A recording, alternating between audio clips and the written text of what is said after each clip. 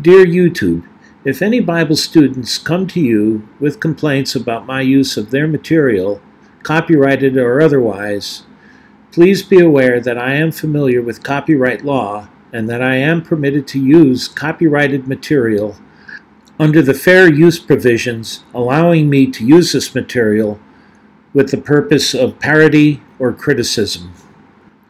With regard to hate speech, none of my material constitutes hate speech.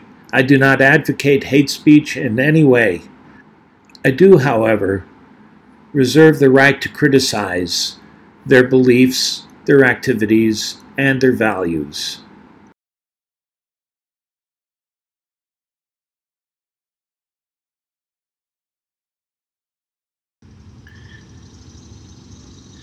Hi, this is True Seeker again. And this may be a bit of a little bit of I don't know, mix of stuff. The last video I had was a little bit more focused on the history from a specific Bible student ecclesia perspective.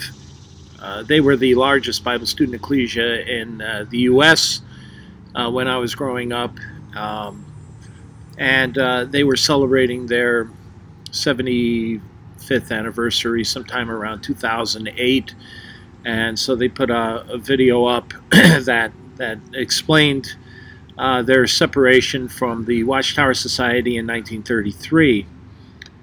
In that, they mention their legacy, their history with association with Pastor Charles Russell during his lifetime, their involvement in the photodrama of creation. And, well, I could download a clip of Russell from the photodrama. I elect not to do so. You can find them readily on YouTube. Just go to YouTube.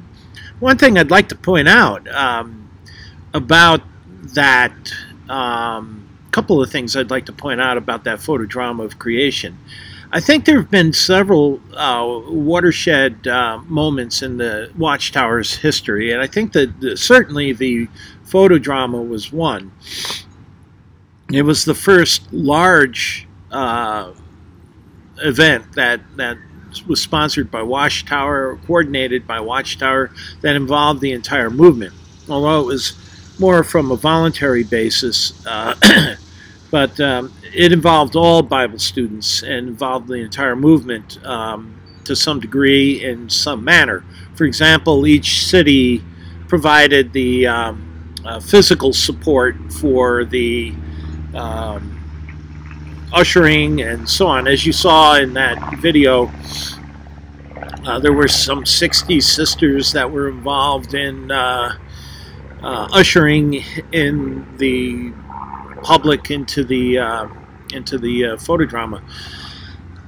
If you look at the very first clip of the photodrama of creation, and I could download it, I could put it up here, but I just urge you to do it on your own.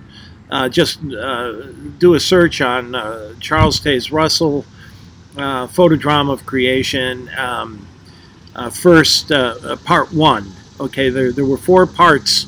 There were moving pictures of Russell coordinated with a record that introduced each part, and there were 4 parts. Each part was 2 hours long. The entire photodrama was 8 hours.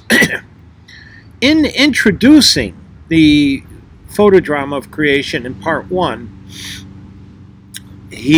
Russell announces the photodrama of creation presented to you by the IBSA, the International Bible Students Association. He didn't say Watchtower. He said International Bible Students Association. You're beginning to see where Russell is taking the society. He's already thinking on a global scale by saying that the biggest event that the Watchtower ever sponsored is brought to you by the International Bible Students Association, which was a formal association, a formal corporation that was instituted in London, England, and it substantiates what Alexander Hugh Macmillan indicated, that just before Russell's death, that Russell had already a vision of grander things for the Watchtower, that it hadn't met its full mission, that God had bigger and better things for it, that it had a global, a worldwide mission yet unaccomplished. And in one of his talks, Macmillan mentions that Russell was somewhat frustrated that despite their best efforts, they couldn't seem to grow the movement more than 50,000 in membership by the time he died. So that was a point that Macmillan made, and there's no reason not to trust what Macmillan said. He was one of the closest associates of Russell at the time Russell died. In fact, Russell had offered Macmillan the presidency. Not that Rutherford was necessarily out of the question in Russell's mind. I mean, all these men were close to Russell. The argument that the will was ignored, that Rutherford stormed in and took over the movement, doesn't jive with some of the facts, and the facts being that the will was not updated, that a number of the people that were recommended in the will were passed away. John Edgar, most notably, had passed away by the time Russell. He died 4 years before Russell. Yet his name was still in the will. Technically speaking, Rutherford was correct. The will was null and void. And Russell really, if he was that concerned about the succession, that he had actually pulled in Macmillan to discuss the succession and his taking on the presidency of the Watchtower Society, it was certainly on Russell's mind, but not in the direction that the will indicated. So there's a bunch of inconsistencies, and certainly the Bible students want to look at it in a biased way. There's something about Russell that you really need to know. I mean, obviously he's been criticized for things like the miracle wheat and the millennial bean and the topical cream that cured cancer. Again, like I said in my video yesterday, Bible students tend to be those that like conspiracy theories. You know, the mysterious, the ancient aliens put the pyramid here. You know, the idea that God was behind the Great Pyramid and that the Great Pyramid was the Bible in stone. All of that is indicative of a mind that, a mindset that has a propensity towards conspiracy theories. You know, the Sasquatch, the believe in myths and strange things like that. Again, Russell didn't really ever have a formal education. He was not the kind of person that could think critically. Now, Rutherford, on the other hand, was a person who thought a little more pragmatically, although I do think he was a psychopath and he was ruthless and he was an awful son of a bitch, but he also had direction, and he could see how he could turn the Titanic. And he was patient in turning the Titanic into the direction that he wanted. By about 13, 14 years after Russell passed away, Rutherford was able to make those bold steps and make those doctrinal changes. One thing that didn't come through in the presentation that I was critiquing yesterday was that he compressed a lot of the history together, and all of these doctrinal changes, these weren't sudden. These weren't Rutherford coming in and then boom, making all these doctrinal changes. These occurred over a 20-year period. If you went to a Bible student meeting, a Watchtower meeting in 1929, you would find it very difficult to distinguish between a Bible student meeting in 1916, when Russell was still alive. The thing is that things hadn't changed that much. The focus of the service work certainly had. 1922 was another watershed year, a turning point for the Watchtower, in that it gave a new focus in the activities of the Bible students, rather than the Watchtower's photodrama of creation. Rutherford motivated or turned the movement towards physical activity, door-to-door service, and began this transition of changing the movement into something that was more like the Jehovah's Witnesses. These doctrinal changes that he mentions, most of them occurred subsequent to 1929. Some of them occurred beforehand, such as the character development. He called that in the Watchtower in May 1933, May 15th, 1933.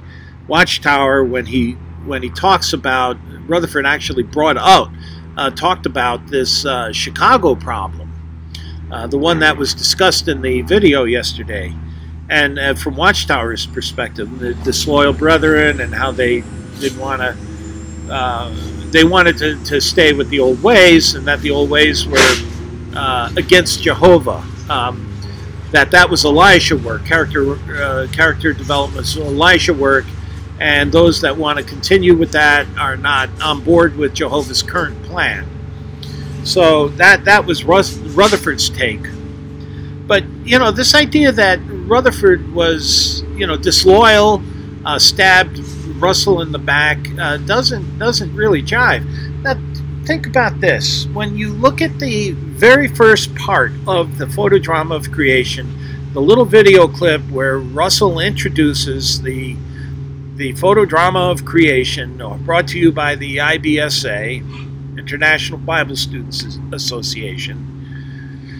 In his dialogue, he says, "Some say that each part," now remember the photodrama was broken up into 4 parts, 2 hours each. "Each part is equal to a college education, a year's worth of college education, with the 4 parts being equivalent to 4 years or more." That's quote Russell. Now, that is not being honest. That tells you quite a bit about Russell right there.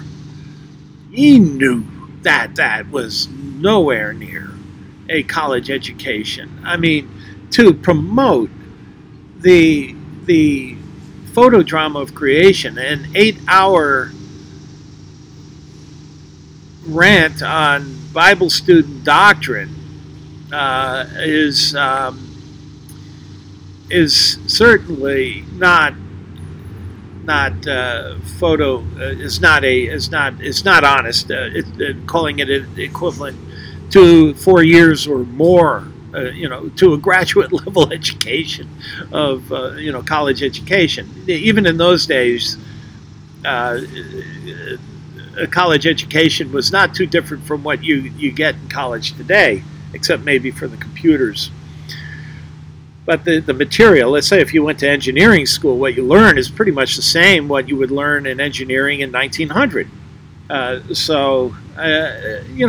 There's some differences, but a lot of the mathematics and a lot of the physics that is involved really had been worked out by 1900. That's where, I mean, steam engines, were engineering marvels and required a pretty sophisticated degree of engineering understanding of thermodynamics in order to make a steam engine work. And they had pretty efficient steam engines by the time 1900 rolled around. So Russell wasn't being honest there. And he also, you know, the idea that this was a religio-scientific presentation. Now, the only science that he presents in there is in the creation portion of the photodrama, which features, I'm trying to do a mirror image fix on this. The only science was this from Isaac Vail. Now, Isaac Vail was a Quaker, a very religious Quaker geologist. He didn't have an advanced degree, and he had written a pamphlet on his ideas, his take on creation, which was biased towards the Bible, and so he created a theory that it's called the Vailian theory, where the Earth was surrounded by rings. Some people mistake the idea of veil as a cloud that's shrouded the Earth and veiled the sun away from the Earth. The Vailian theory was because of the gentleman's last name, Isaac Vail. That was never taught at any university, ever, as a theory, as a viable theory of geology or how the Earth was created in earth science. Maybe Moody Institute, I don't know, used it at one point. But Charles Russell used Isaac Vail's theory because it coincided with his own thoughts on creation. And so that was his science.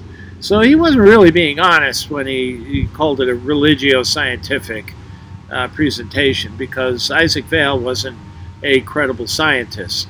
Just any crank that can come out with any idea that isn't peer-reviewed is not a scientist, okay? There is a whole process to the scientific method, which involves peer review and testing the theory to see whether or not it could be, you know, that it withstands credulity and criticism. And certainly the Vail theory doesn't hold to that. So there's Russell for you, okay? He wasn't necessarily being straightforward and honest with his audience, okay? And let's face it, the reason why the people, the 9 million people who went to see the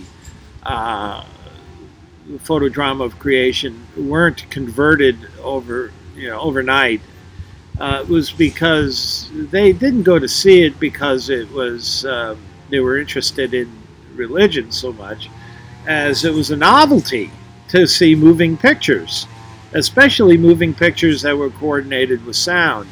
And so this was a real curious thing to a lot of people. They didn't get very many converts. The numbers of members gained by the photodrama of creation didn't rocket. So there you go with the photodrama. But it almost, again, like I said, it almost bankrupted Watchtower. It was the first ever major production work expense that Watchtower actually delved into. Later on, it became radio. Radio was its focus, and Rutherford thought radio was given by God to the Jehovah's Witnesses, specifically to them for getting the message around the world. So, you know, Rutherford was just as whacked out as Russell in his ideas.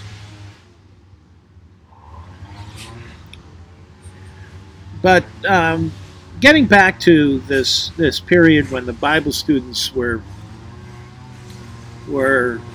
reforming, conventions played a key role. You see, before Russell died, Russell was the pastor. You could, when he threw up the list in the video yesterday, and he said 26 elders and 23 elders and 56 deacons.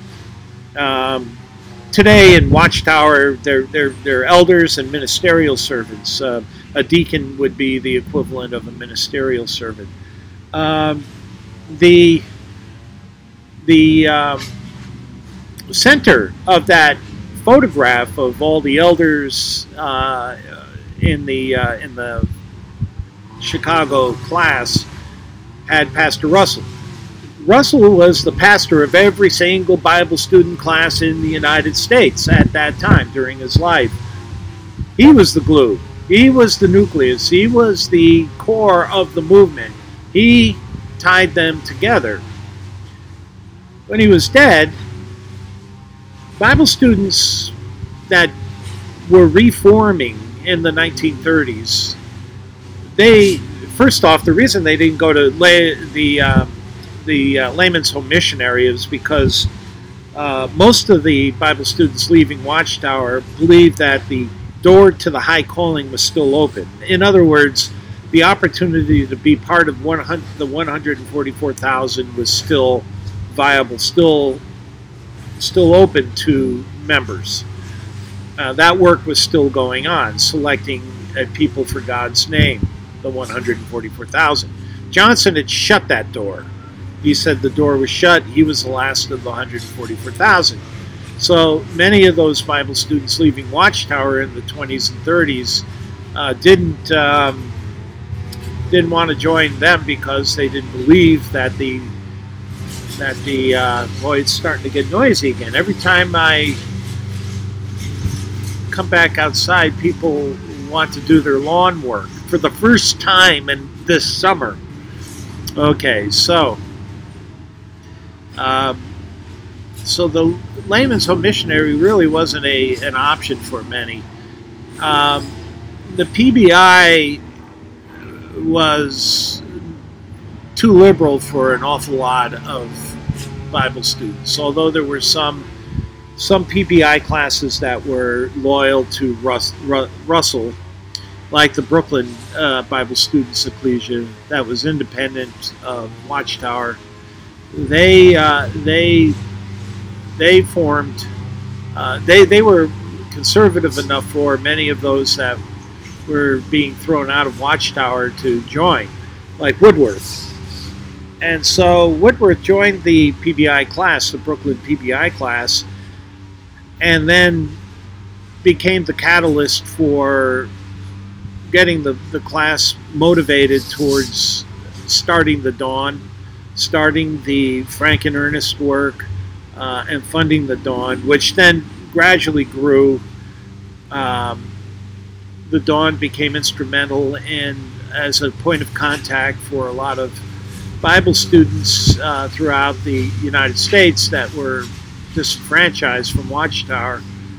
And the Dawn would send out Christian Zano as a representative, and a couple of others, but mostly Zano was probably the most prominent figure. And he would organize meetings, and so Bible students' meetings were then being structured, and each Bible student class was an independent class. What caused them to be cohesive as a movement shifted. I mean, Russell was still their common link because they all believed in Russell's teachings and his doctrines, the 6 volumes. The Bible students did not accept the 7th volume. And it was conventions that really served as a means of cohesion between these disparate Bible student ecclesias. You had the Dawn, but Bible students were wary of what was, they didn't want an organization to take over again. And the Dawn was also cognizant of that danger. And so Bible students never really took to the Dawn in the same sense, rallied around the Dawn in the same sense as they did the Watchtower during Russell's day. So conventions were really the key thing, and in particular the General Convention. This was the granddaddy of them all. This was the one convention where all Bible students could get together from pretty much every part of the country and have a voice in the movement. The General Convention was an independent convention, and we'll stop here because we'll show how the General Convention kind of evolved. Shortly after many of the Bible students left the Watchtower, or were asked to leave the Watchtower, like in the case of Norman Woodworth, in 1929, a number of Bible students got together and held a reunion convention in Allegheny, or Pittsburgh, it was Pittsburgh at that point, Pennsylvania, at the old Bible House, which was the former headquarters of Charles Taze Russell and the Watchtower before they moved to New York in 1909. Here is a cover of the Souvenir Convention report that was issued after the convention. This one is from 1930. They held the convention the first time in 1929. The convention committee involved George Kendall, George Wilson, I think Pollock, I think, may have been involved. There were a number of old-time Bible students who had recently left the Watchtower. Norman Woodworth was not on the committee, but he was a speaker, a prominent speaker at this convention. And the 1929 cover was a little too dark to put on here. This one showed up a little better, so I put this on. This convention was held here for a couple of years. And I noticed in the body of this report that there were some interesting things, and we'll take a look at that in a minute. This is the inside of the cover of the souvenir notes, the General Reunion Convention, and you could notice here that they're using the term general.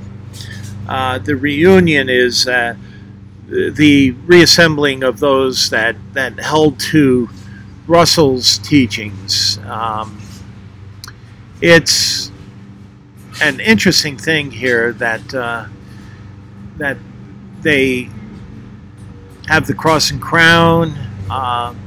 All ye are brethren. They were rejoicing and reveling in the regathering of those that held to Russell's teachings, and there was some sort of catharsis here that and joy in these brethren, because they were free from Watchtower and from the dictatorial control that was happening with Rutherford. Here's another part of that same convention report. I just wanted to note that I did have a screenshot of the convention committee. It was George Kendall, a J.T. Johnson, Brother Keeb, Jordan. I'm not familiar with some of them. and George Wilson. Now, Kendall and Wilson I knew. In fact, Wilson was a good friend of my grandfather's, and he was key in the Frank and Ernest work with Woodworth later on. Initially, it was John Dawson, but then it transferred to George Wilson. And so this was the convention committee, and it's just an interesting piece of history here that they note here that the first of these conventions was in 1929. It was November. One thing about this particular convention, it was in this because the meetings were, this convention was held at the beginning of November. And in the body of this report, they discuss moving the convention to August because of various reasons. The children are out of school. It's easier for the brethren to travel. The train fares were cheaper, and so there were a number of reasons to move it to August, which has been the traditional time for the General Convention ever since. So you could see that this was already gravitating into the General Convention.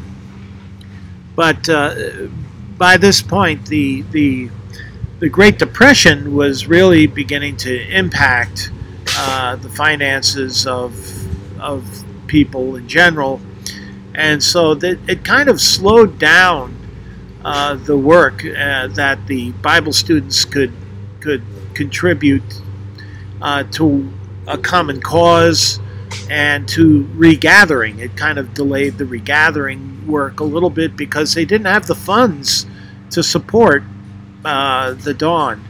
Now, Watchtower was already established and already was well funded, so they could carry on through the Depression much better, having a much longer history, having the finances, donations, and so on, bequests of a more cohesive body of membership just prior to 1930, when this division between the Bible students and the Watchtower, it was in this several-year period where that division really took place. So the Watchtower was in a better position to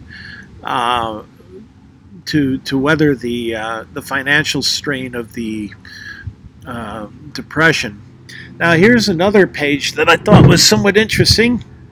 In it is some dialogue about the joyous reunion that they had of brethren getting together. Here they talk about a brother Richie and Sextant at the top. This is a screenshot that I took. It says, "We met, shook hands, and the battle was on, and leave you to imagine the rest. Soon Brother Richie came up, and Richie was I think the vice president at the time of of Russell's death. He was one of the directors that was ousted by Rutherford, and so here he was here at this reunion convention. Further down, you see in the last paragraph, arriving on time at the Pittsburgh station, we were met by a committee of reception of about a dozen friends. You see the terminology friends. Watchtower still uses that today. And among them were Brother and Sister George Wilson. I mentioned Wilson, his wife Sarah. They were good friends of my grandfather. Then there's this Brother Zink. You'll notice at the on the Watchtower speakers list, anointed ministers. Later, the list called anointed ministers. Originally, it was pilgrim speakers. That Zink was mentioned, along with W.N. Woodworth. Like I said, he was a key figure at the convention, even though he wasn't on the committee. He was a major supporter and organizer, really, of this event. W.N. Woodworth, his cousin was Clayton Woodworth. Clayton had a son that was also a speaker for the Watchtower. So if you go to some of the early Watchtowers, there were 3 Woodworths listed in the Pilgrim Speakers list. And then you had a brother and sister Cole from Chicago. And so here you see a number of these brethren that became critical in the early regathering of the disenfranchised Bible students through the means of a convention. Again, conventions were always a custom, tradition of Bible students throughout Russell's time, and certainly took advantage of by Rutherford. Rutherford had some large conventions. I understand at the Cedar Point convention there were some 20,000, I think, in attendance when he announced the Golden Age in 1919. That looked like it was an outdoor convention. You have Rutherford, that famous picture of Rutherford with his hand, finger pointing in the air like a statue. He reminds me of the Tin Man in Wizard of Oz when they say he's someday they're going to erect a statue for me, and the Wicked Witch says, don't go posing for it now, Tin Man. And that pose always reminds me of that scene in the Wizard of Oz. So anyway, or maybe that was the the straw man that raised his finger and said someday they're going to erect a statue to me. Anyway, one of these. It was in the Wizard of Oz anyway, a line. So conventions really formed the common basis of union between the Bible students post-Russell. They were the glue that held the movement together, the cohesiveness of the movement, and they began in the 30s. Now, for some time, because of the financial condition of the brethren, they couldn't afford to hold these conventions regularly. In fact, as a regular meeting, the General Convention really didn't become a regular thing until after the Second World War, mainly because of first the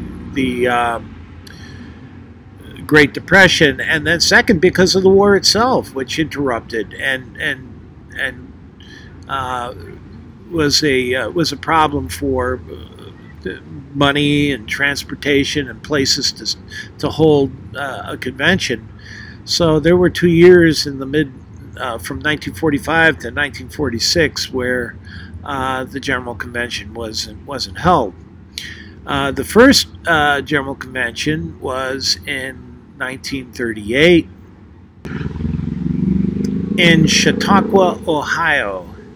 Now, there was a famous city for conventioneering in New York State, Chautauqua on Lake Erie, but that wasn't the Chautauqua where the Bible students held their convention. It was Chautauqua, Ohio, and there was a campground there. And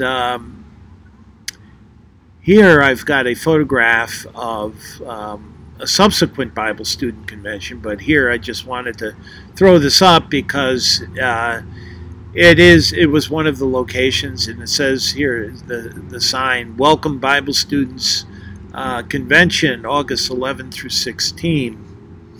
The Bible Student Convention was first held in Chautauqua. And let me throw up a real quick picture here. This is of a picture that was taken at Chautauqua. Now you could see here that they were tenting. It was an outdoor convention held in August. It was hot. I think that's probably why they moved it out of Chautauqua. But you could see that they tented, they camped, all dressed up in their Sunday best. Camping. What a strange sight. But the woman in the center, under the cover, wearing the white blouse, that's my grandmother. She, at the time, was the secretary to Norman Woodworth at the Dawn. The man that's very difficult to see behind, you can see a little reflection off his glasses. That was my grandfather. He was involved in the work of the Dawn at the time. He was, this was probably 1940. They held a convention at Chautauqua for a couple of years, and before they moved it to Bowling Green, Ohio, to where there was a university at Bowling Green. And I guess they had dormitories that they could stay in there. I don't know the other person in that checkered dress, but the woman to the right, I believe, is my aunt, who actually became my aunt. She was my mother's best friend. My mother isn't in this photograph.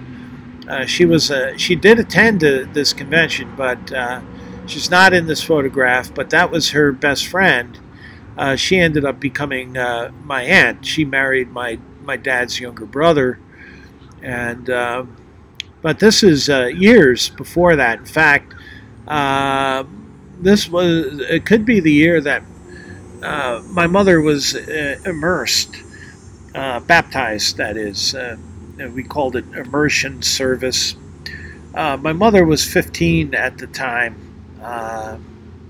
so that would have been 1941. So maybe this was a year before she was baptized, but they were all baptized together.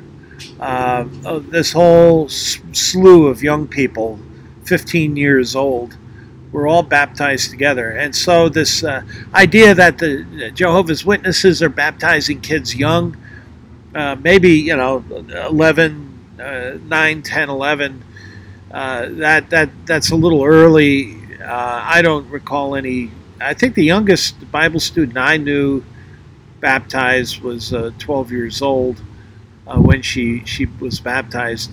I have to admit that it crossed my mind when I was 12, but most Bible students did not believe that a 12-year-old was old enough to baptize. But certainly when you reached your teens, like 15, Bible students were ready and willing to baptize young people, and they were baptized. Now, this photograph here is one of many slides, thousands of slides that my grandfather took, and a good portion of them were of the General Convention. Now, the history of the General Convention, it went from Chautauqua to Bowling Green, Ohio. And I think it was held in Bowling Green for, I think Chautauqua, the first convention was 1938. And they held it there for about 3 years to about 1941, 4 years. And then they moved it to Bowling Green, Ohio, and then they had to interrupt as a result of the war, the General Convention. There were 2 years, 1945, 1946, where the General Convention wasn't held. Then the General Convention picked up again at Brooklyn, New York, That was where the Dawn was centered at that time. No, I'm sorry. The Dawn had moved to Rutherford in 1945. And so the Dawn was not in Brooklyn, but the New York Bible Students Ecclesia was meeting in New York. And so they sponsored the General Convention in 1947 in Brooklyn, and then it went back to Bowling Green, Ohio. I recall seeing a big photograph when my wife and I worked at the Dawn. It was in the dining room. It was one of these panoramic photographs. Bible students traditionally took a convention photo, and they had the entire convention standing out in front of the building, the meeting hall where they were having the convention, and it was big. There must have been 1,000 or more Bible students in attendance. It was a big photograph, and it was done in segments. It was a sort of a panoramic photo, and it stretched along the wall. It was such a long photograph. That one was 1951, and I think it said Bowling Green, Ohio. Then the convention moved to Indiana University, and that's where this photograph was taken. In 1953, from 1953 for 18 years until 1971, the Bible students held their general convention at Indiana University in this famous auditorium. This auditorium has very famous murals in the foyer. Let's see if I can load up some of these murals, or at least one mural. These were painted by Thomas Hart Benton. They've become quite famous.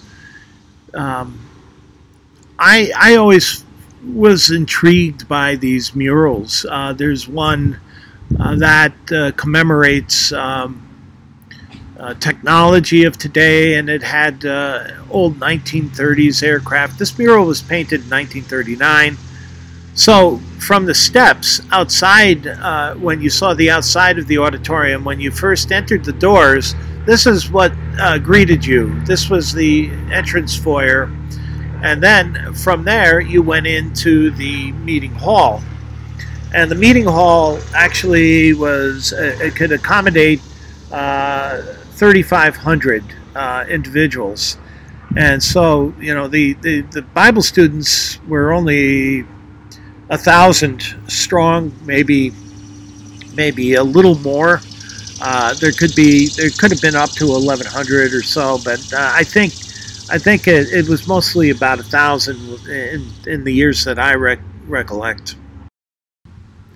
Now, this is a photograph of the interior of the auditorium that could hold about 3,500 individuals. It had this tremendous pipe organ inside that was really fantastic. It's very Art Deco. It was a beautiful auditorium. It sloped down so that everybody could see the stage very well. You could see here now that my grandfather took this photograph. This was his photo.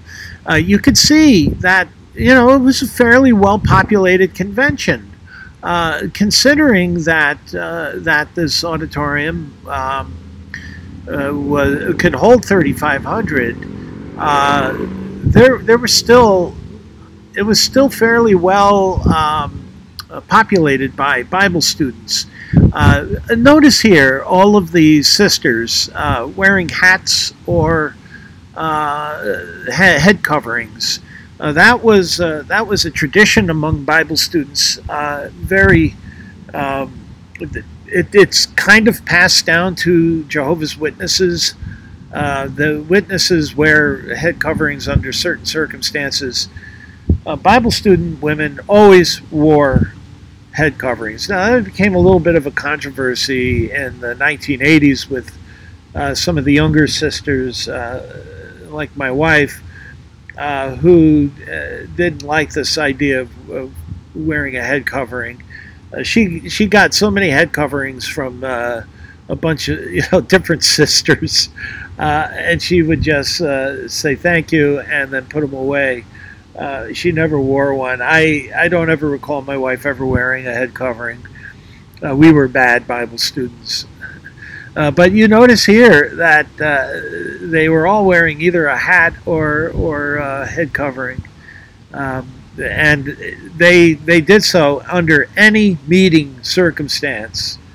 Now, if they were tracting, and they had what they call tracting parties, there were services where each individual class would get together and they'd arrange for a witness, and they would go into neighborhoods and hand out tracts door to door, very similar to Jehovah's Witnesses. And that activity would continue on into my lifetime.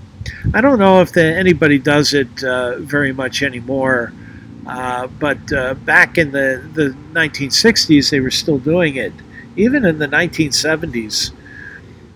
But yeah, these are photographs that every one of these photographs that I will be showing here from now on of the General Convention will be at Indiana University, anywhere from between the 1953 and maybe 1961 or 62. 60, actually 66, when my grandfather took all of these slides, and I think I just arbitrarily stopped at 1966. I have slides all the way till 1971. Maybe I'll put up a couple of those from 1971.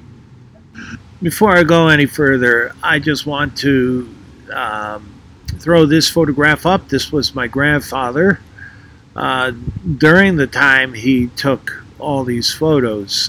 So this was probably in the mid-50s sometime when this photograph was taken. And that's the camera that he took these photographs with. It was a Kodak camera. I guess it was a pretty pricey camera for that time. It was 35mm film.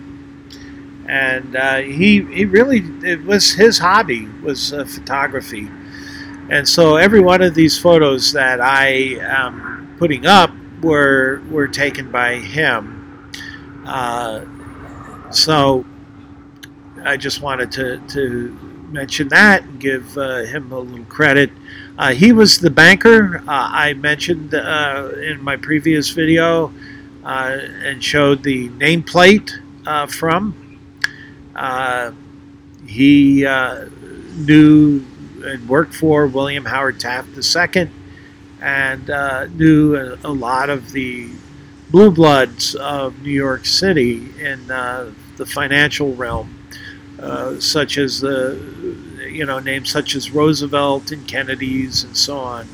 I have a photograph of somewhere up in the attic of my grandmother in the Rose Garden just before Kennedy was shot, being addressed by Kennedy. She and a group of women. There was a bankers convention being held in New York, or in Washington, D.C., and they were invited to the White House, and Kennedy, I guess, greeted them in the Rose Garden. The date of the photograph in the back said November of '63. So it was very shortly before John F. Kennedy was assassinated. So it's a rare picture, and actually I could pick out my grandmother in the group. So that was something. Maybe I'll dig that out sometime and throw it up on the screen, just for interest's sake. So this is where the Bible Students General Convention was held. I'm going to be throwing up various pictures of the key Bible students involved that I've been talking about over the past number of videos, who are responsible for really regathering the movement together and were the key Bible students in the movement when I was growing up.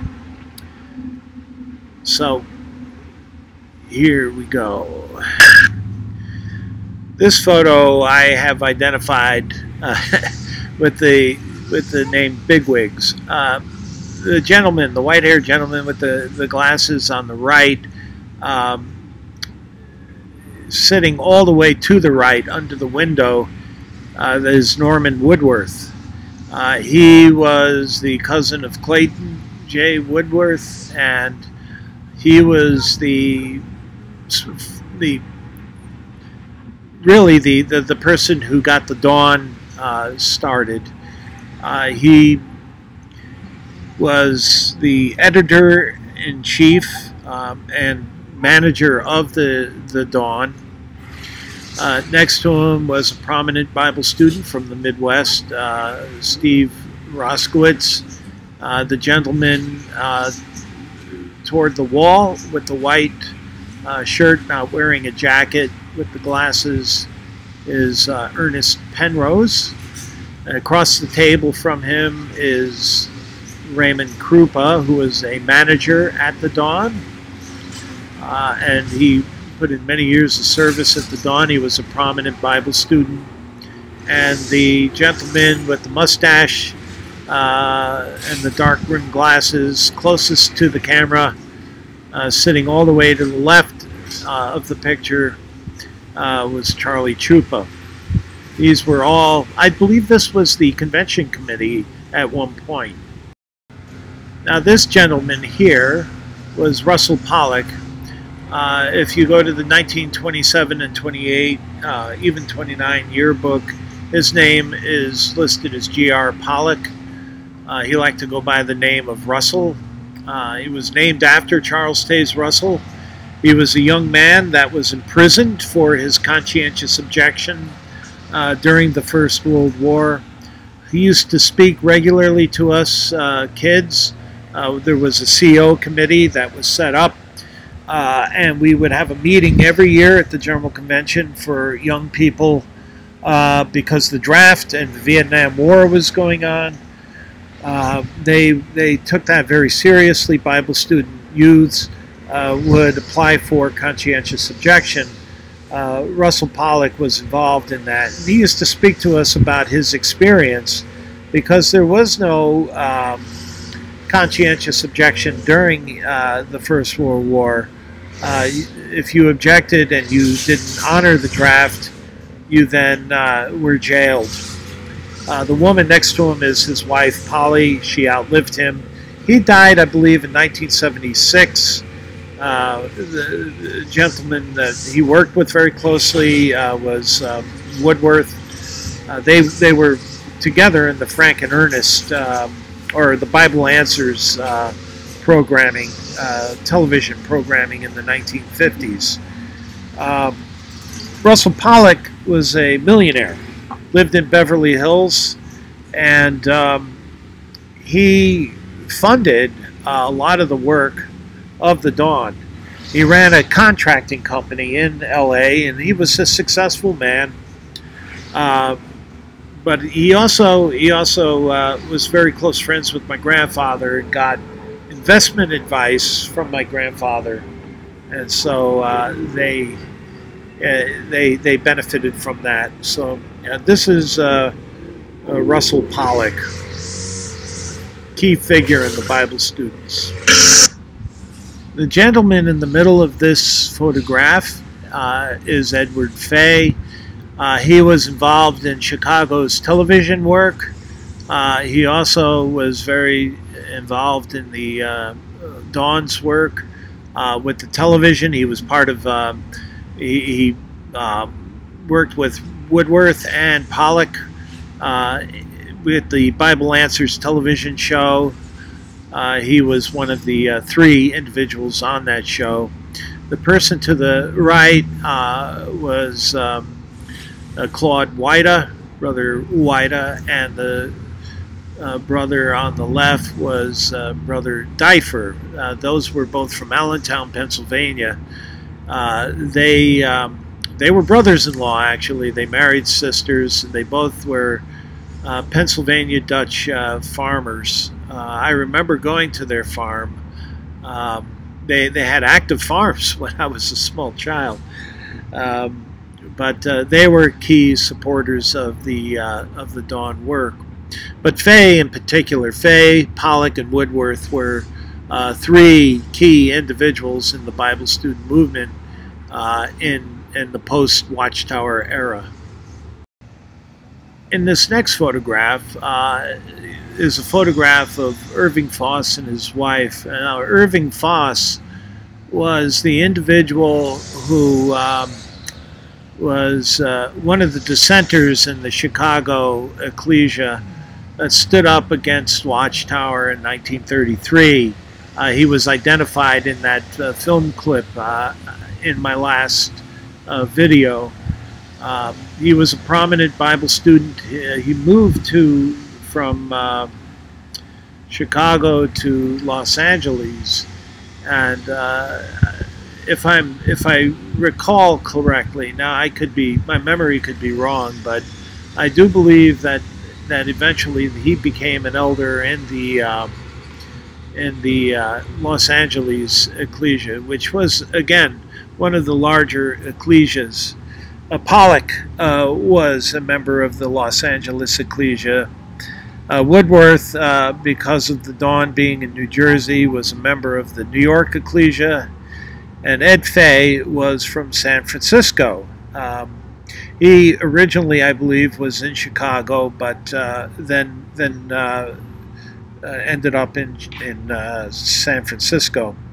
And San Francisco sponsored a convention at Asilomar, which was one of the bigger Bible student conventions, one of the premier conventions, especially during the 60s and 1970s.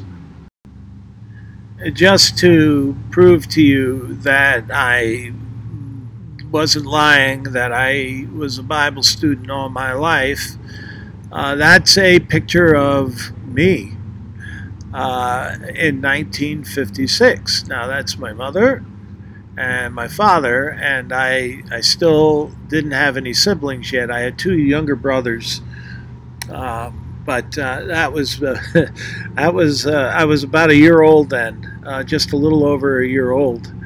My dad was quite dark-haired then, and my mother, yeah, she was quite a bit younger looking there. It's kind of hard for me to imagine them that young. But they were at the General Convention. They brought me there. I was involved in a very, again, my father was second generation. He was third generation. My grandmother, his mother, was second generation. Her father, my great-grandfather Hickson, was a first-generation Bible student that went back to Russell's day. My dad's dad was converted in 1908 by a coal porter when he lived in Indiana. And my mother was a third-generation Bible student herself. Her grandparents became Bible students in 1909. Her mother became baptized in 1938. And my mother was baptized in 1941 when she was 15. So you can see that I had a long heritage in this religion. I had mentioned that my mother would fill in when my grandmother wasn't able to work for Norman Woodworth. She was his personal secretary. My mother would fill in for my grandmother, and she'd bring me along. And I remember crawling around the feet of Norman Woodworth. I was awfully young. I was probably maybe a year and a half, 2 years old. But I remember actually being in that room in his office where she was working, and crawling under his desk and fooling around, I guess, as babies do. But I do remember that. I mean, those are some of my earliest recollections. I could have been 2 years old, maybe 3 at the most. But yeah, on occasion, my mother did fill in as secretary for Woodworth. Now, when I said my family were in the Bible students, this is a photograph of my entire family, excluding me, my parents, and my brothers. I think we didn't attend this particular convention. After 1956, my parents didn't go to the General Convention until 1965. So there was almost a 10-year gap between their attending the General Convention. I guess it was because my dad was in transition between jobs, and they couldn't afford to go. But the man on the left, he was about 5'4", but the man all the way on the left in the front, he was the patriarch of the family, my grandpa, and that's his wife to the right with the glasses and the blue skirt, dress, I guess. That's my grandma, and they lived in Orlando, Florida. That's my Aunt Margie in the back. She was named after her mother. My grandmother was Marjorie. My grandfather's name was George. My dad was named after him. In fact, my grandparents apparently weren't too happy when my parents named me other than George, because my dad was the third George. My grandfather was named after his father. There was this tradition of naming the firstborn son after the father, and my aunt, she was named after my grandmother. My aunt was actually the oldest of the 4 siblings.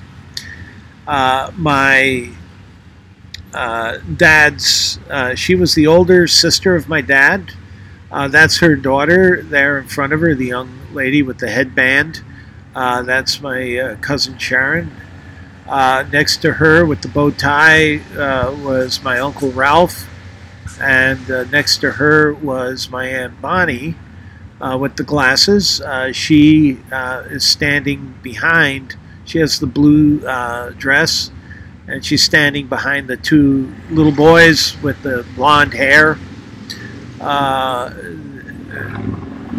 Now, she was the youngest of my dad's siblings. To her right, or left, her left is a young boy, is my cousin David, now a prominent speaker in the Bible students. Behind him was my dad's younger brother, Stanley. Next to him is his wife, my Aunt Helen. She was in that tent photo that I showed earlier, but she's a little older there.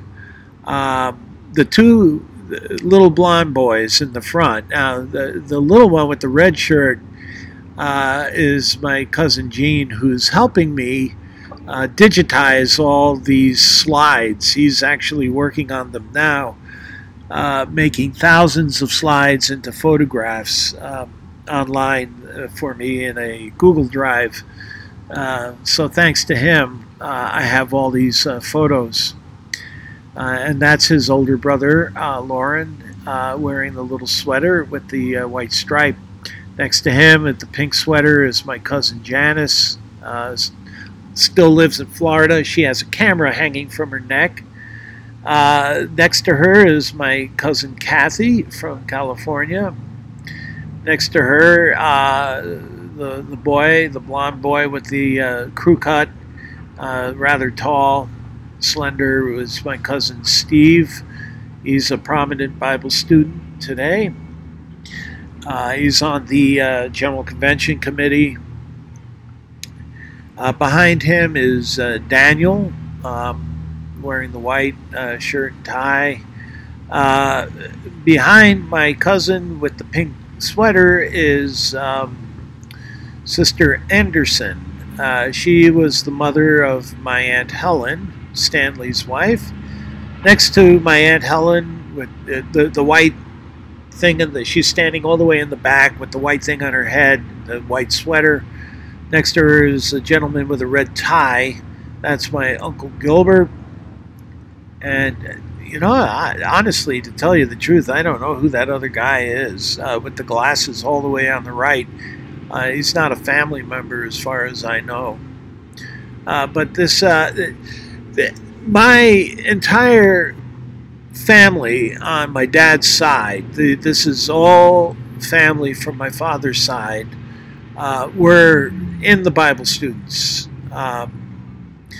Not everybody is anymore, but only a couple of us have left. My brother and a couple of my cousins no longer associate with the Bible students. But the majority of them remained in the Bible students. And so, this was my environment. I didn't know anything different. We lived, breathed, ate, drank Bible students. It was like an amoeba that absorbed every element and aspect of your life. You lived it. Sundays, not every class was this way, but in New York it was. Meetings were all day long, from 9 o'clock till 5 o'clock, and we didn't get home until 6 o'clock on a Sunday evening. And we had to get up at 7 and get on the road by 8. We lived an hour out of New York City, and it took about an hour to drive in and get to meeting. My cousins were scattered in various parts of the country, Michigan, San Diego, and Orlando. And my family mostly centered in Orlando. That's where my family moved to. My grandparents, my dad, all his siblings were born in, except Marjorie. Marjorie was not born in Oregon. She was born in St. Petersburg. But then the rest of them were born in Roseburg, Oregon. And then they moved back to Florida, Orlando, where my grandfather started the Orlando Ecclesia, which could be today the largest Bible student ecclesia in the United States. If not, it's up there. Everybody retired and moved to Orlando. It was ideal for Bible student retirement. So there's a large class in Orlando, and many of them are still, my family members are still there. Of course, my grandparents are no longer alive, and all of my aunts and uncles are passed away, except my Aunt Helen, who right now is suffering from dementia. She's in her 90s, and she's apparently in a nursing home. She doesn't. Dementia ran in her family. Her father suffered from it. Her mother suffered from it severely. Dementia runs in my family and my grandmother's side. My great-grandmother, my grandmother, and my mother all suffered from severe dementia. Why it passed to the women, I don't know. It was really strange. I hope it doesn't pass on to me. I hope it doesn't pass on to me. That's a joke, a bad joke. So you could see that every aspect of our lives was absorbed into the Bible students. It was all centered around the religion. The New York Bible students meetings, like I said, were all day long. There were midweek meetings. There were conventions. Many of the local ecclesias would throw a convention single day, 2-day. New York sponsored 2 conventions, one in the spring, which was a single-day convention, and a 3-day convention at Labor Day at the Waldorf Astoria. That convention still held, but it's reduced in number and in location. Doesn't meet at the Waldorf anymore. But yeah, our entire lives were completely absorbed into this culture, and I just wanted to give an idea of that, and the fact that all of my environment was completely surrounded by Bible students. This photo I'm including only to show how well attended these conventions were. This was probably 1963 or maybe 1966. It was held in this particular building for those 2 years at IU. They didn't have the main auditorium for some reason. I guess it was booked, and so there was this alternate auditorium on campus that could accommodate the Bible students. But this is in between meetings. They would schedule time for fellowship, and many of them would step outside to congregate, to talk and renew old friendships, because these Bible students came from all parts of the country and didn't have much opportunity to see one another except for these conventions. Again, like I said, the General Convention was sort of the glue around which the Bible student movement, it was the cohesive glue that kept the movement connected and together. Not that everything went smoothly. I mean, there were dissensions, there were problems, especially in the mid-60s. In 1965, the General Convention, I remember my father mentioning that there was a real issue about the kingdom and when the kingdom started. Some believed it started in 1914.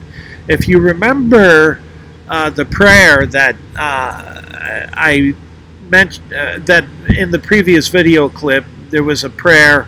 I cut most of that prayer out, but at the end of the prayer, that Bible student who's giving the prayer said, "The full establishment of the Lord's kingdom."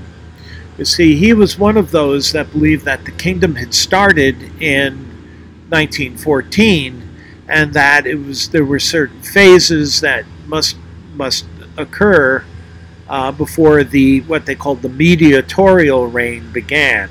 And that would be the completion of the church, or the 144,000.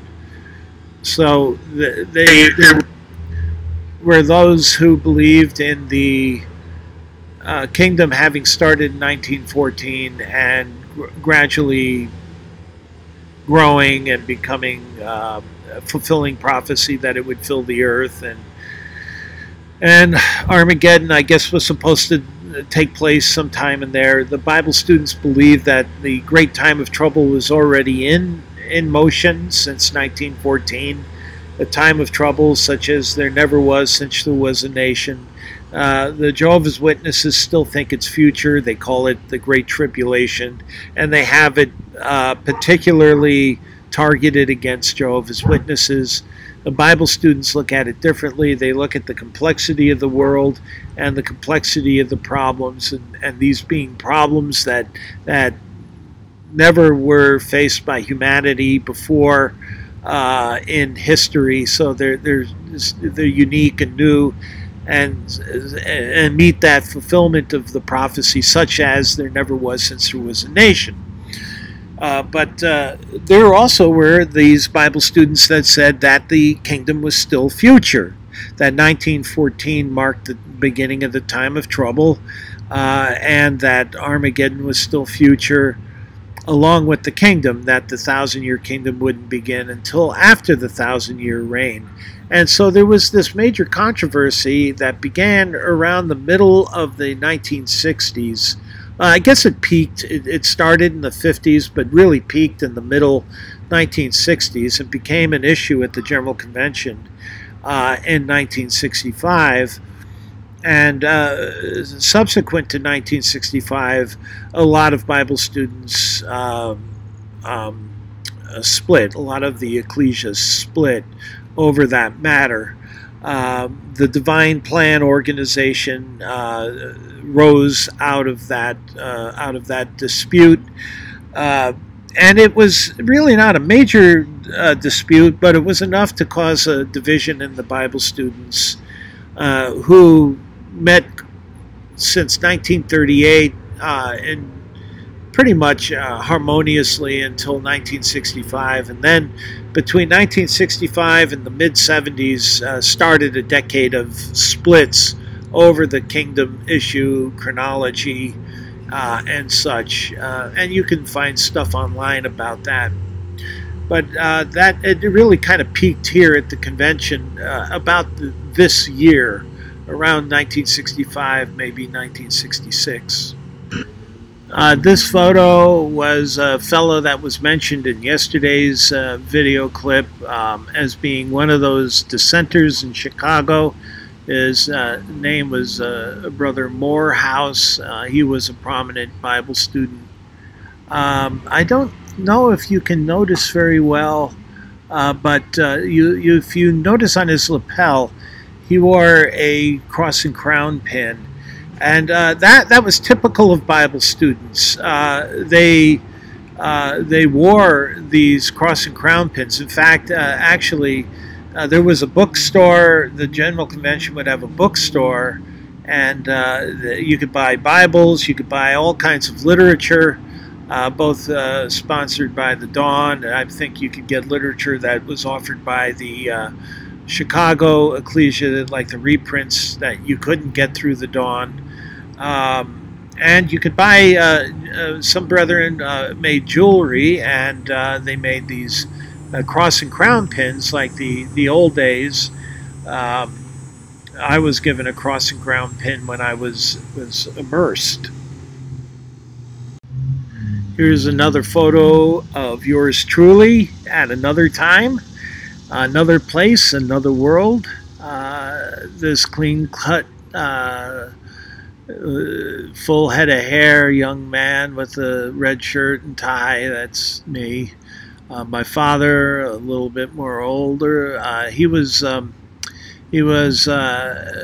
prominent figure at the Dawn at the time. He was a managing editor at the time. He wrote articles for the Dawn and managed the Dawn work in conjunction with Kenneth Nail, who passed away in 1984. This photo is from 1979. My dad joined the Dawn management in 1980, I believe. 1979. It was this year.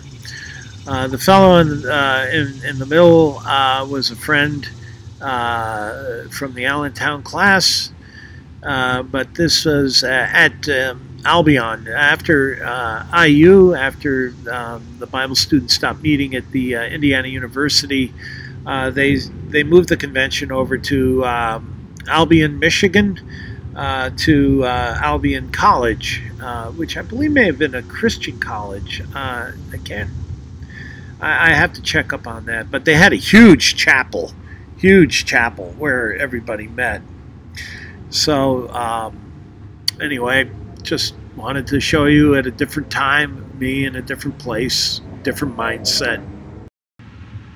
Now this one is a typical Bible student's immersion service, and at the General Convention every year there would be an immersion service, and they still hold them.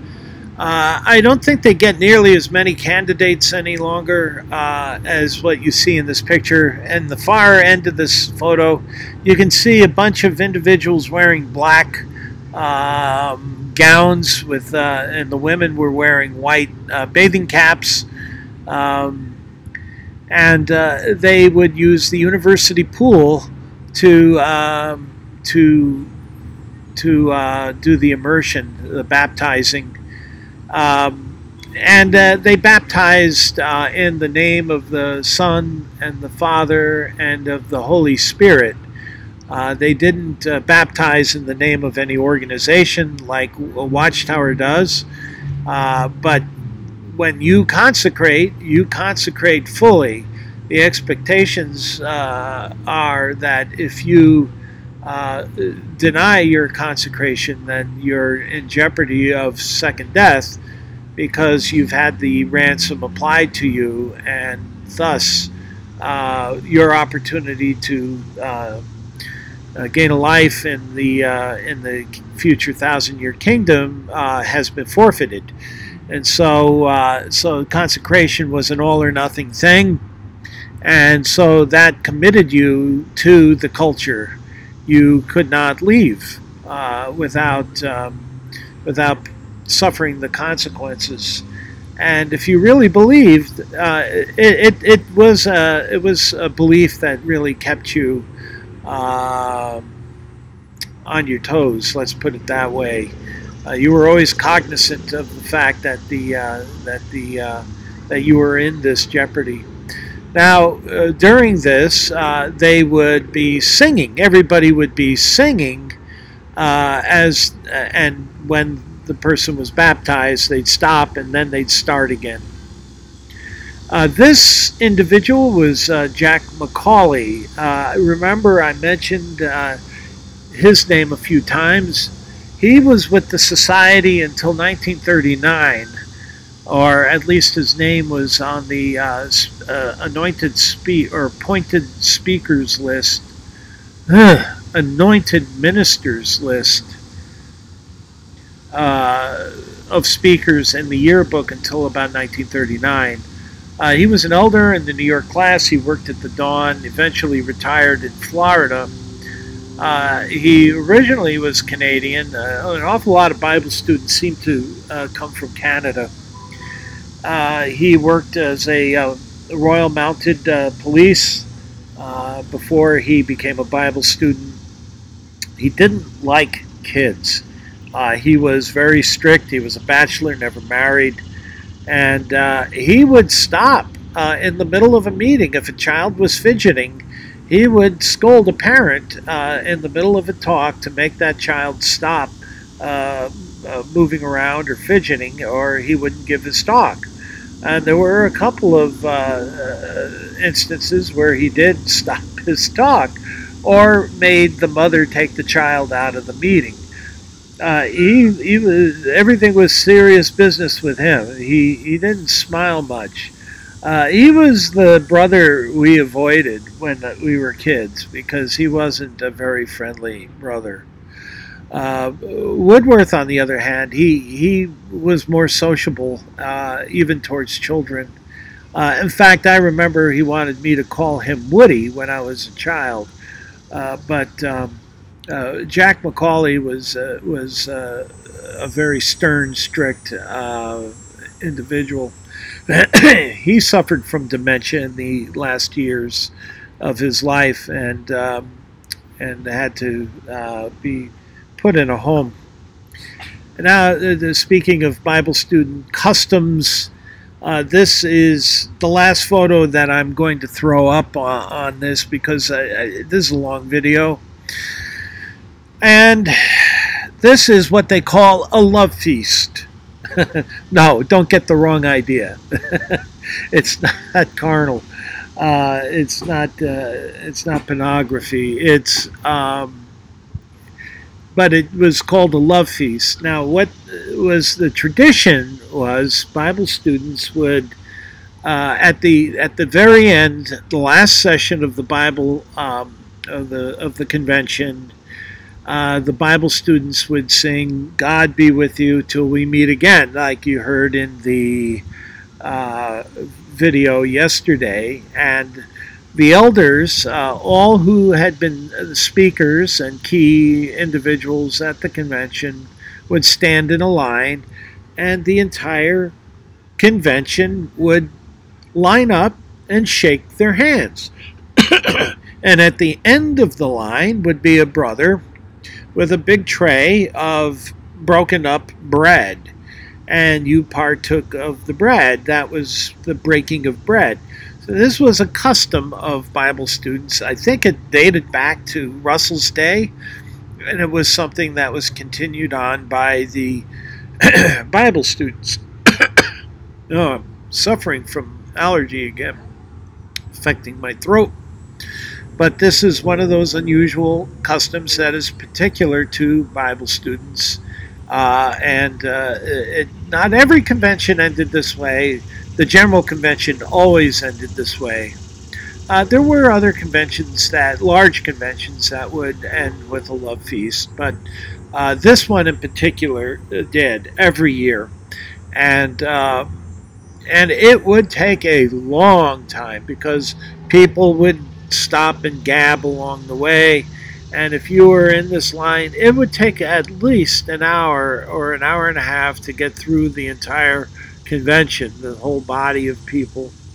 And then they would gather out in front in the outdoors, out in front of the on the steps of the convention hall and talk. And there may have been, I know at night they had ice cream socials. I think they, on this last night, they forego the ice cream social, but they did have ice cream socials. But this was the end of the convention, and the next morning there was breakfast and people packing up cars, crying, tears, and goodbye. So, like I said, conventions were very important in the Bible students' culture. The General Convention, even more so. Now, the General Convention continues to this day. You can find General Convention online. In fact, the General Convention was held earlier this month, between the 14th. It's 6 days long. I don't think they can sustain the 6-day convention any longer. There's a recent talk that I saw from the convention where the brother got up. I think he was a little bit disgusted, to tell you the truth. Love bombing. Yeah, that's my wife, my lovely wife. I love her so much. But this particular brother, and I'm actually going to critique that talk, because he talks about evolution. I'm going to try John Cedars.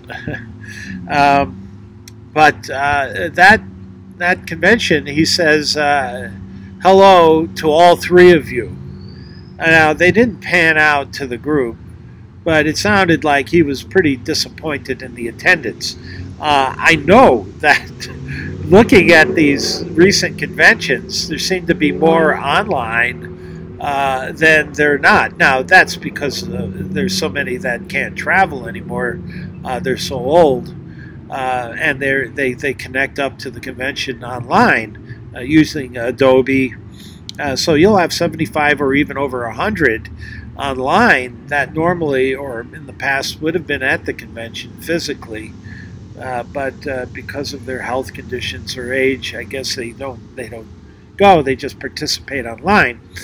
But in actual physical, now the convention photo is always done on Sunday when there's a peak attendance, either Sunday or Saturday. But they do it when it's around peak attendance. And this year, I think there were just a little under 400 in attendance. I'll talk about that at some other point. But by the end of the week, the numbers diminish drastically to a handful. And it seems to me that the tradition of the General Convention, as it started in 1938, it's not sustainable. It's going to have to change. And I think they're going to probably diminish the length of time to maybe a 4-day or maybe 5-day convention. I don't think the 6 days. It'll probably go to 4 days. Is sustainable any longer. I think that people rather spend their vacation doing something else, I guess. I don't know. I don't think it's all that expensive, but at some point, the diminishing numbers is not going to be profitable to the college, who can probably make a lot more money with a group of people who can fill the auditorium, and also the food. The food is where the college makes its money. Yeah, I think that's going to be a problem for the Bible students. It's been a long video. I know. I always make long videos. I apologize. I hope you found some of this interesting. I wanted to give you the sense of a Bible student convention, especially in its heyday. This is my recollection as a child. The movement still carries on its tradition with a whole set of younger people. Many of those in the photograph of the General Convention, I don't know. I know many. I'm related to many. But the older generation has passed. And there are a lot of young people that I just don't know. Also, the divisions that I had talked about in the mid-1960s and 70s, they've closed ranks. Bible students realize that the differences were so small that it doesn't matter so much. So what used to be 2 general conventions now have joined into one to keep the numbers up, largely, and because they realize that the arguing over whether the kingdom began or didn't begin, or over chronology, isn't such a big deal.